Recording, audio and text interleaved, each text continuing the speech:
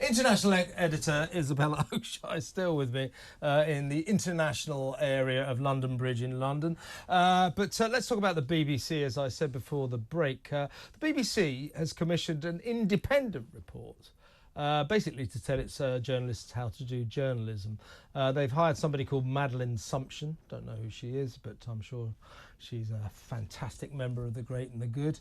And she's come back with the conclusion that a lot of the biased broadcasting corporations' hopeless hacks are anxious about tackling topics that, and I quote, could appear hostile to migrants. Oh dear. Look, I think a lot of them are anxious about a lot of things. I mean, if you ask them whether they're anxious about climate change, whether they think the world is going to end due to climate change, whether they're anxious about Gaza and you know, the suffering of people in Palestine, which we all are, but how about the other side? Whether they're anxious about any number of left-leaning ills, I think you'd get a kind of 100% success rate.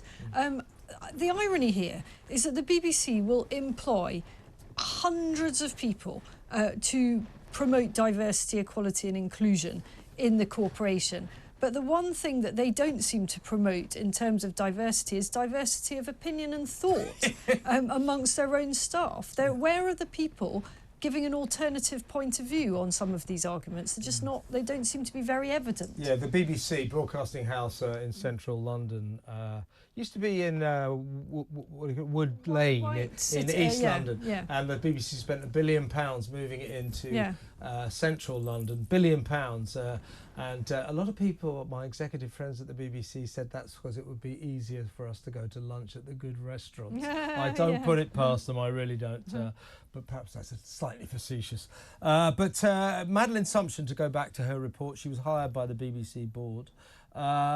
She did, to be fair, say that the reporters on the BBC, the hand-wringers, should be informed that it is not racist to air concerns about immigration.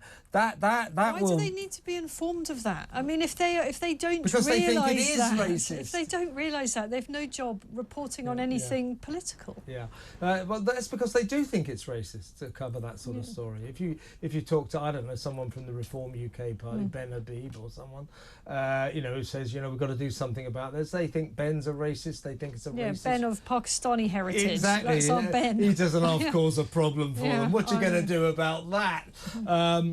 You know, they think it's racist to talk in these terms, but of course it's not, as we were just discussing.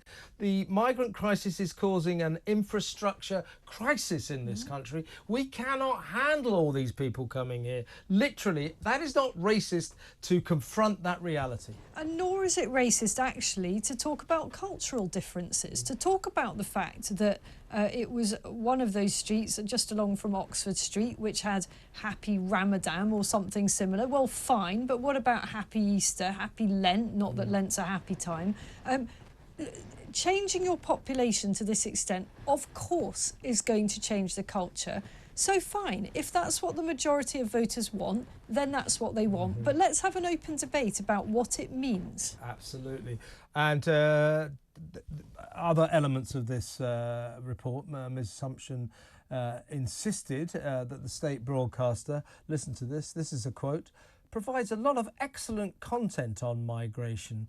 And she also adds, there is no consistent bias towards one point of view. Do you think Madeline was watching the right channel? I mean, look, I don't think that you can assess whether the bias exists purely on the basis of what the corporation is outputting.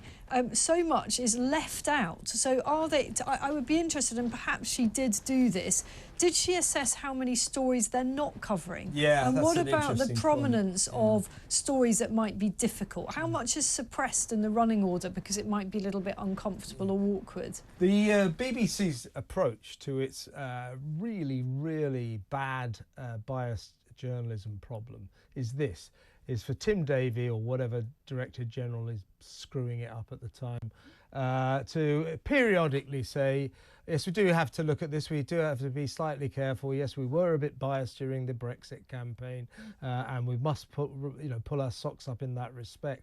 That's what they do. Now, but this is nonsense. The nonsense of this is the BBC's journalism is extraordinarily biased. Listen to this, right? I had on the editor of the Jewish Chronicle last night, Paul Harris, great guy. And I put to him a statistical fact that since October the 7th, there's a service out in the BBC, out in the Middle East, called BBC Arabic. It's kind of a radio station. Yeah. And these are the reporters who work for it. They tend to be locals. Yeah. They are often on mainstream BBC as well, on the telly and everything. Since October the 7th, it has made 80 serious errors on the Gaza conflict. They're coming in at the rate of 1 every 2 days, and guess what? All the errors are not in Israel's favour. No, you don't. I mean, I'm afraid you don't massively surprise me there. That's what's Paul. I thought, this is shocking, Paul. He went, yeah, well, you know, welcome to the BBC. Yeah. I mean, how can they sit there and say, well, as I said to Paul, the worst thing about a biased journalist, the worse than a biased journalist, is a biased journalist who doesn't think he or she is biased. So I'm going to say right up, I'm a biased journalist. I am too. You know, I break news stories, and I'll break stories which are not favourable to my point of view necessarily, but I am a right-of-centre, conservative, biased journalist. The worst, as you say, is those who masquerade as being neutral, normally in a very kind of pompous way. Yeah, oh yeah. You know, would you besmirching my impartiality? Yeah. Well, yeah, we are actually. Yes. Because you are. Yeah, they get so hot under the collar really about it, do. and yet they don't, because they've persuaded themselves in their holier-than-thou way that they are the epicenter of impartiality. They are absolutely shocked when you tell them they're not. And as I say, you know, you and I don't make any bones about where I stand politically. And, you know, I'd like to think of a better word than bias, but I guess I am a bit biased towards the right, you know, because left-wing lunatics get on my nerves. But the BBC hides behind a shroud of impartiality that just is wrong. It's not the case. And they spend all their time polishing their bloody halos. Yes, it's just a big cloak of moral superiority, isn't it? Yeah. Most of the time, we don't pretend to be particularly superior, but we do like being right. Yes, and we usually are, folks, by the way. What do you think? Give me a call. Let me know what you think about the BBC.